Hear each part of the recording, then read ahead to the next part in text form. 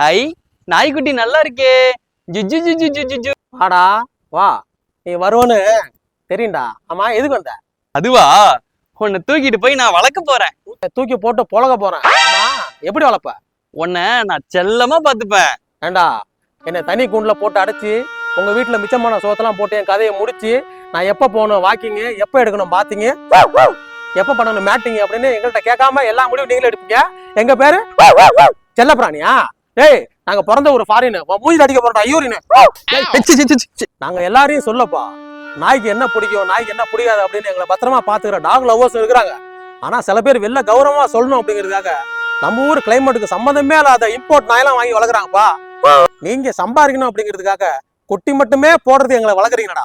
முதல்ல உங்களெல்லாம் கூட்டு போய் கருத்தடை ஆபரேஷன் பண்ணணும்டா. எங்களை கல்ல எடுத்து அடிக்கிறீங்க, பாலத்துல தூக்கி போடுறீங்க, உயிரோட எரிக்கிறீங்க, கைய காலை உடைச்சு ரோட்ல துரத்துறீங்க. என்ன முறைக்கிற? என்ன கடிக்க போறியா? டேய், நாங்க என்ன உங்களை மாதிரி நன்றி கேட்ட மனுஷங்க நினைச்சீங்களா? நன்றி உள்ள நாய்ங்கடா. நீங்க பண்ற சேட்டையெல்லாம் பொறுத்துக்கிட்டு நாங்க நன்றியோட உங்க போயிட்டு சுத்தணும். ஆனா எவனையா திட்டும் போது நன்றி கேட்ட நாயன்னு திட்டுவீங்க, அதானே?